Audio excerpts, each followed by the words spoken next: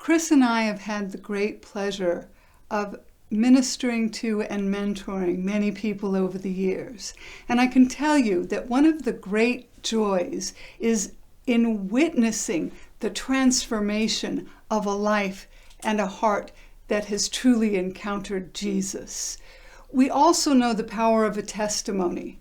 Sharing our lives and our stories with others is a way to bring hope, to build faith, and to demonstrate the power of Jesus to heal and restore and renew lives.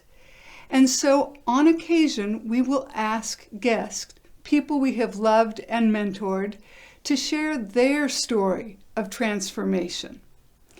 Today we have someone who is very special to us, someone we love dearly. Karinne and her sister Krista were actually the first to ever start texting each other WWRS. And they did that as a way to check their choices. WWRS stands for What Would Regina Say? Karinne and her husband Kenny now minister with Chris and I and CRS Ministries. They are sharing their stories and the powerful transformation that has taken place in their lives as a result of coming to know and love Jesus.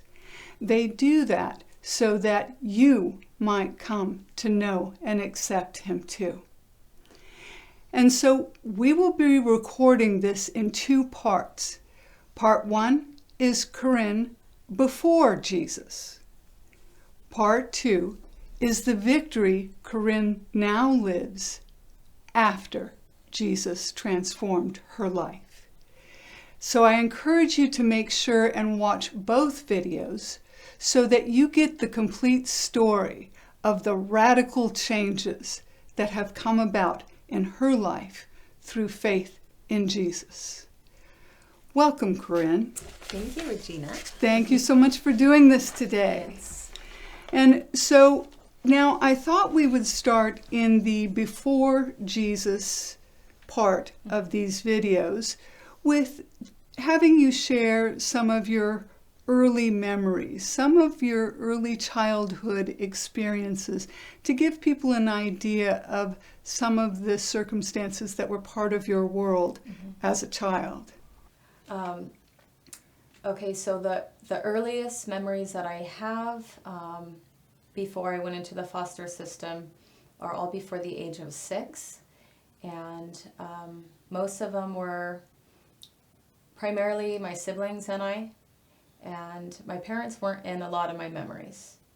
I know they were there, but I don't have that many memories of them. Because of their drug addictions, they were gone a lot, and we would be left home alone quite regularly, from what I recall. I do remember that we would wander around the streets and kind of do what we wanted.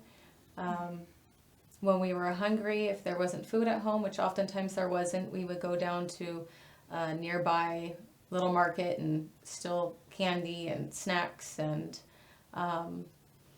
we were left neglected, basically neglected quite often. We witnessed a lot of unfortunate things. We witnessed a lot of violence, a lot of drug use. We witnessed intravenous drug use regularly from my parents. And that was what was normal to us. That was our regular life. They were loving people. I want to put that out there, because they were very loving and they were good. They just, my mom was a drug addict. My dad was an alcoholic and a drug addict as well. So they weren't able to take proper care of us. So.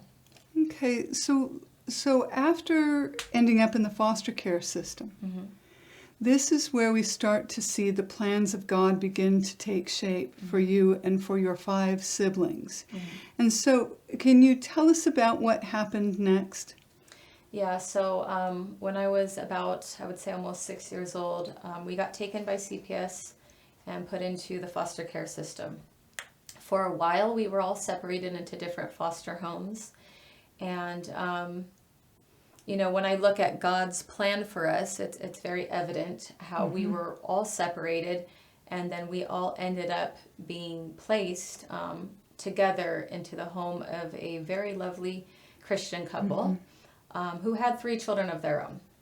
They had a great life. They were happy. They were fulfilled. They had their 3 kids. They weren't looking for more children. They did not anticipate adopting.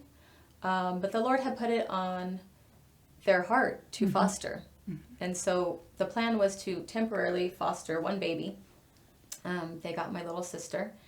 And then over the course of, I'd say, 2 years, eventually all 5 of us were now living with them. Which I didn't find out. I want to throw this out there because I think it's pretty cool. I didn't find out until kind of recently. My mom had mentioned once when she first got saved in her later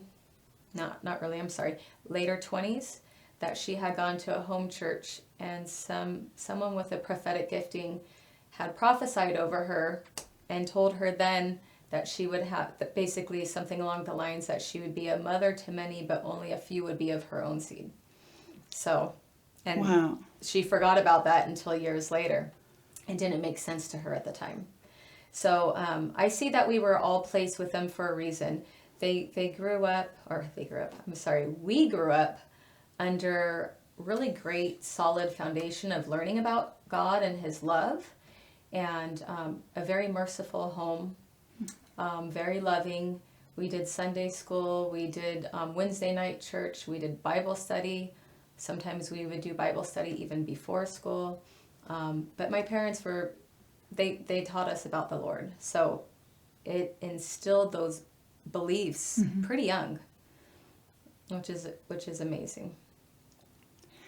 And so I've met your adopted parents, and I know the wonderful people that they are. And what they did for you and your siblings is extraordinary. Yes. The fact that they were willing to open their hearts and their homes to not 1, not 2, but 5 new children is nothing short of an act of God. Right. And all of you have reaped benefits of that moment in time where God gave you a family. Right, yeah.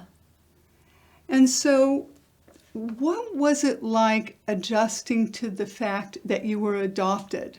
I ask this question because I know that's something that a lot of people struggle with, is identity and finding who they are when they don't end up raised by biological family and relatives. Right. Yeah. So identity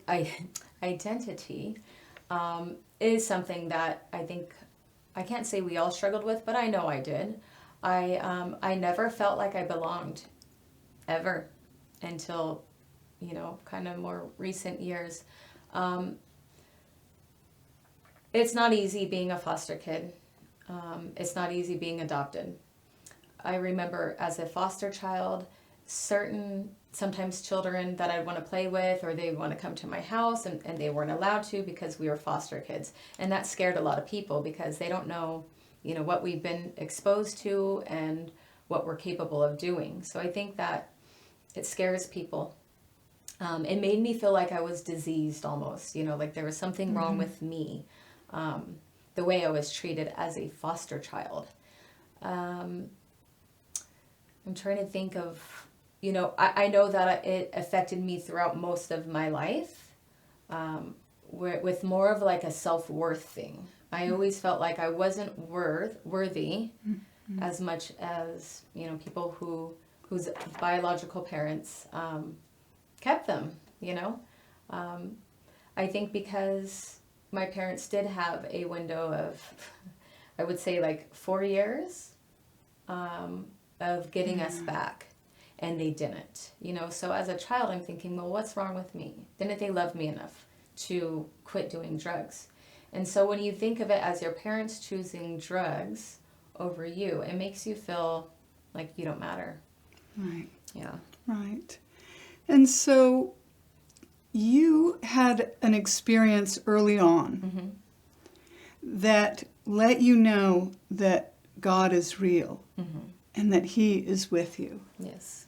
And so if you would just share that with you. Yeah, so this was when I was in 7th grade, and I was in my bedroom. I had gone to my room to go to sleep, and I sensed something like a presence in my room. Immediately as I walked in, I had turned off my lights, lay down, and you know when you could feel someone staring at you? I felt someone staring at me, and so it wouldn't go away. I could flick on my lights, look around under my bed. I have a lot of siblings. They could be pranking me or trying to scare me or something. So you can't ever, so I'm looking in the closets, I'm looking everywhere. Okay, there's nobody here, I'm tripping. I turn off the light, go back to bed, and I still kept strongly feeling that presence. But it became a very dark presence. Evil. And I don't know, some of you may know, others may have never experienced that, but when there is true evil in the room, you feel it. And it became so intense that I felt like almost paralyzed with fear. And I'm looking around, my room is dark, and I'm thinking, what is this, And then eventually I look into the mirror of this antique vanity that was being stored in my room briefly. And I actually see a face through the mirror that was not my own. And so when I saw that face looking at me, of course, I was terrified beyond belief. And I started praying. I mean, I was praying harder than I've ever prayed because it was such a terrifying thing to see. And I specifically asked the Lord to send down angels. That's all I was asking. Send down angels. Please send down angels, because I believed if He sent down angels, the darkness would leave. I would be protected. And I was begging Him to send down angels. Now I had my blanket over me, just, And I remember I literally felt someone sit down on the bed next to me. My door was locked. It felt like it could have been my mom or someone, but my door was locked. Nobody had came in. But I felt like a body next to me. I felt a hand touch my leg. And then I heard this singing that it's like I could hear it in my mind, but I could hear it through my ear. It's a very complicated thing to describe, but it was an angel. I never did look because I didn't get the courage to look at it, but I knew that God had answered my prayers immediately, and it was very exciting for me. And even when I peeked out from my blanket at my wall, my whole wall was lighter than it was, so from that moment on, I knew that God was real, that it doesn't matter if I'm praying inside my head. He could hear my thoughts, He could hear my prayers, and He knew how desperate I was, and He listened, and He sent down an angel, but not just, He made it so that it was tangible, you know what I mean? Yes. It was tangible. I could feel it, I could hear it, and I will never forget that. So based on that one experience, that could have fueled me through a lifetime of belief. But I have had more. So that was the first one. And so a wonderful thing that your story, several portions of your story demonstrate, is that God really does give us gifts, even early on in life. And sometimes when children have experiences like this, they just don't have the capacity to understand that God is giving them a gift that He will then continue to use later on in life, as He does in Karinne's life as she is walking with Jesus. Yeah. And so you knew that God was real. You had had this experience, but you found yourself turning to alcohol at an early age to cope with some of the insecurities that you experienced. Yes, I'm not sure what the reason was. I found out when I was about 19 years old. My biological father had apologized for giving me alcohol as a toddler. And I didn't know that he was doing that. But I remember I always loved the taste of beer. actually, I like the taste of all alcohol. And so I remember being really young in foster care and being so shy. I didn't talk or make eye contact or anything in the beginning, but I would like to go, occasionally. It wasn't all the time, but I would occasionally go and search out for whatever there was to drink. But usually when I was really young, it would be a beer or maybe a wine cooler. When I was in 5th grade, I discovered liquor. Actually, one of my friends had taught me how to make a few mixed drinks, and we were bringing them to school in thermoses in the 5th grade. I experienced my first blackout at 9 years old. I didn't know what a blackout was. So, and my drinking wasn't consistent. It wasn't regular. I would have never been able to get away with that. And I don't know that I wanted to. I just knew that I liked the taste and I liked the way I felt. So drinking was always there. Alcohol was always there. Sometimes worse than others, for sure. But yes, I did. I knew that God was real, and I still chose to drink alcohol and many other things. So. And so when we move into the second portion of this series with Karinne, she'll be sharing a bit more about what happened in her life and in her heart as Jesus started to move in this area of her desire for alcohol. And so I also would like you to mention that although you're in a Christian home, as a teen, you started to kind of branch out into other ways of thinking and found yourself a colorful identity that a lot of people knew you as. Yeah. So my father had taught us that we are never allowed to do any Ouija board or any form of witchcraft. And to me as a teen, I didn't believe it was witchcraft, and I didn't think it was a big deal. My dad was quite strict anyways, in my opinion, back then. So I didn't really respect his wishes. Also, as Regina had mentioned about some of my gifting, I would see spirits at a young age. And nobody else really did. I have one brother who also did, but people just didn't understand me. And my parents would say, no, that's not possible. We're Christian. The Lord lives here. And well, I knew, okay, I'm seeing what I'm seeing. This is real, So I knew that God was real, but I wasn't necessarily sold on Christianity per se, because my parents were telling me that that's not possible, and I knew what I seen. So I had a lot of curiosity. And so my way of finding out why I'm seeing what I'm seeing and who they are and what do they want, I had a lot of curiosity. So that's when I turned to something, I'm not even going to say the name actually, because I don't want any young kids to go looking it up, but it's similar to the Ouija board, but a lot more advanced. And we're full on talking to spirits. We don't even have our hands on it. And it's saying stuff, and it's accurate. And it knows things we've done, and it has a lot of information. So it kind of hooked us, and we trusted it. And we became hooked on it. It was fascinating to us. So we kept using this method to find answers to questions. And so that was the real open door. That's the door that I opened. And things got a lot worse from there. And I did fall into a phase where I will admit I actually wanted to be a witch. I wanted to start my own coven. Thank you, Jesus, that nobody else wanted to do that with me. They're like, no, you're taking it too far.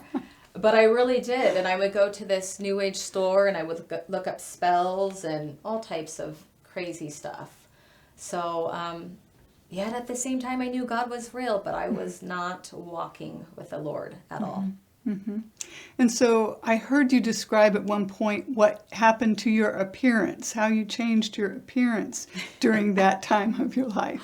Yeah, well, and a lot of this is influenced by my one of my foster sisters who, she was a grade above me, and I'm hanging out with her friends, and they were the goth crowd. And so, yeah, we're all wearing all black and black hair. The heavy eyeliner, black nails, black everything, and that's what I thought was cool at the time. It was. Oh, and the movie The Craft had just came out shortly after. We were already into that, so that, of course, really elevated, Mm-hmm. and we would hang out at Gothic clubs, and that was our thing, So And so how did your dad feel about your new look? he hated it. He hated it. He was just he would talk so much smack about the way we dressed, our hair, our look. He was appalled, but we didn't care. If he didn't like it, then it's probably cool, we thought. And that's true for a lot of teens. Yeah. And so your dad's trying to be a good dad and set, boundaries and parameters for you kids. And of course, your tendency was to explore something that went beyond that. And Yeah. so... And my dad has had his own experiences with occultic things and whatnot, so he knew the severity, so we had to hide a lot from him. Right. Yeah. Right. And so now your biological parents entered your life at one point. I had maybe 2 years of not having any contact with them. I remember when the social worker said they came to agreement that it was doing more harm than good, waiting for them to show up to visit and then being disappointed when they don't show up over and over. So I think from 3rd to 5th grade is when I didn't have any contact with them. And then in 5th grade is when I had contact again. But it was kind of always a little bit a secret. Like I would have to go sneak out and walk to the trolley to go meet up with them. Or so I always had a relationship with them minus those 2 years. So, in high school, when I got my license, I was able to drive to my biological mother's house and Now, sadly, things continued to progress in their lives. And the end result took all of you to a really difficult and painful place. Oh, yeah. Yeah, so in November 2000, so 2 months before my 20th birthday, my biological mother and father both had passed from heroin overdoses on the same day. So I don't know if it was bad heroin or I don't know how much of it, I'm not sure. But I know that my father had went and picked up and dropped some off to my mom, and he went home and she was found dead, and the next day or later that day he was deceased as well. So that was really hard. That was really hard on all of us.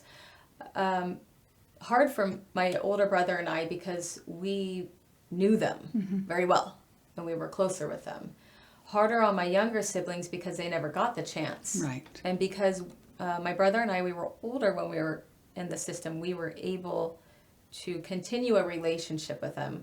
Whereas the younger siblings, because to protect them, they're too young to remember them, it was going to be their choice when they turned 18. They were deprived of that choice. So they never got to establish a relationship or learn where they come from or anything like that. Going back to the identity thing.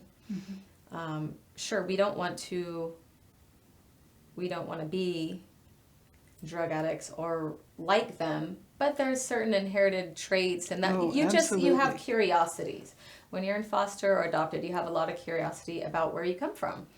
So that was kind of robbed from all of us, really. Absolutely. And as I've gotten to know you and know your family, I've seen some beautiful qualities that all of you possess that I really think are an extension of who your biological parents really were. Oh, yeah. Yeah. So my parents both were, they were great. Like I said, they were great people. They were both extremely intelligent, very talented, beautiful people. They just were so enslaved to addiction. and that was their demise. So. And sadly, that's something that happens to many families and many parents who really have a desire to be good moms and good dads, but they find themselves on a track that is just taking them to a place of devastation and destruction. And so now, Karinne, how did that time affect you in terms of your drinking and your lifestyle? Oh, that took me over the edge. I started drinking so much after. It was a shock. It was very hurtful. I had spoke with my biological mother, just hours before she had passed. I think I was probably the last person to speak to her. So I had guilt that I didn't call her back when I knew she was upset. I carried a lot of guilt, responsibility, and just devastation and grief. So I started drinking because that was my coping mechanism, and I just never really stopped. I would say that was what pushed me over the edge for sure. And so now, at that point, is that when you met Kenny? I actually met him before that. Earlier in that year, I had met Kenny, my husband, at a rave up in LA, and for those that don't know, a rave, what does that look like? It's a music festival, lots of music, lots of drugs, and we both were on ecstasy when we met, and we had actually hung out, a handful of times, after that during the summer and stuff. And then we lost contact with each other. My parents had passed away. I ended up running into him a month later at Parkway Bowl, at a bowling alley of all places. I don't normally bowl, but neither does he. And we ran into each other then. And he had already heard about everything that had happened in my life the month before. So after that reuniting, we kind of started dating more seriously after that. And so again, because it's so clear, I know part 2 of this story in the after. Again, we just see the hand of God on Karinne's life and how he was able to bring these two miraculously together again at Parkway Bowl. And so, Karinne, tell us about the early years of your relationship with Kenny. Oh, gosh, terrible. It was terrible. So we started dating, and everything was good at first. I think I was really into him. And then maybe 6 months into it, his behaviors were changing a little bit. And another 6 months after that, I was at a party where I recall 3 different people, strangers to me, referring to my boyfriend as, "Oh, Tweaker Kenny?" So that was embarrassing. I'm like, "What do you mean, Tweaker Kenny?" And I was naive. I don't know. I had never done crystal meth at that time, and I didn't know. So finding out that he was, being referred to as a tweaker, and he was already not treating me nicely anyways, I was done. I was embarrassed, and I didn't want anything to do with him. So I broke up with him the very next day, and then I think 5 days later, I found out I was pregnant. So of course, I'm now 20 years old and scared. Still live with my parents, and I'm pregnant, and I don't know what to do. And I told him, and he was, I'm going to get off drugs, I'm going to get a job, we're going to do this together, everything's going to be fine, don't worry, And so I wanted to believe him, and so we tried, and there was a lot of infidelity going on. The drug use did not stop. He never did get a job. We had our son, and I might as well have been a single parent, because I really was. He wasn't really there. I don't think he went to any of my doctor's appointments or anything. So it was rough. It was really hard being with him. and trying to raise a kid with him. And eventually when our son was, I'd say a year and a half, almost 2 years old, an incident happened. I'm not going to go into details, but it had to do with drugs. And it was the straw that broke the camel's back, and I moved out, and it was just me and my son after that for a while. And that's when we broke up officially. Was when my son was a year and a half. And so you had your son, and one of the things that I really want people to recognize is that sometimes parents make mistakes, but there is no baby that is ever a mistake.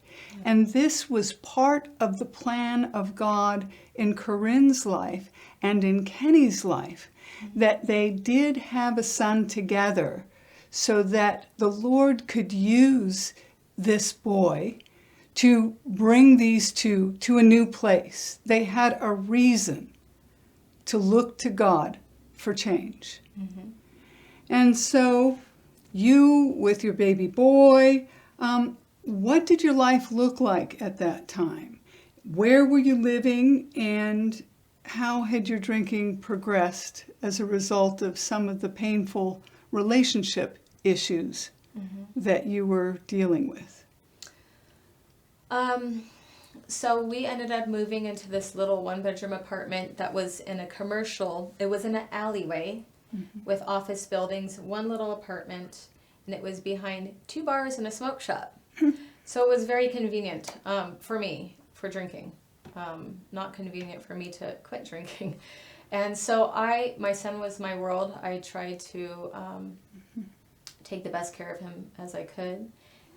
When it was the weekends, he was almost always with grandparents. I would drop him off because that was my time to go party, because I felt entitled. I was 21 years old when I had him, and everybody else around me was going out, and I felt like that was what was normal, and that's kind of what happened. And plus I was single, and I didn't have anyone to tell me, no, stay home, take care of your son. It was me and my son.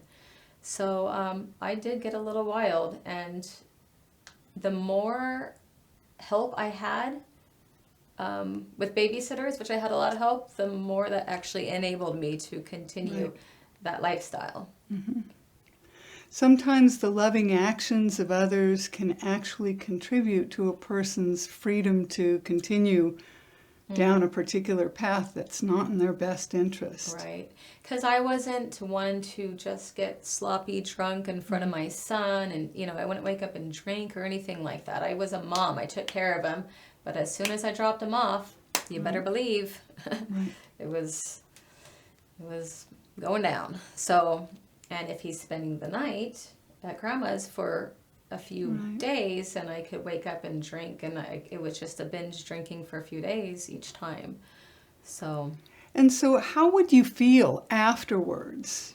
I had so much anxiety, guilt, and this drinking lasted for so long. It got worse and worse as he got older, because I didn't need babysitters. It's like, oh, he's asleep, he could be home, I could go to the bar, So I would drink myself to the point of where I would black out probably 80% of the time, but I would still be walking around doing things. I don't know. It was just like people would say, oh, I saw you over here.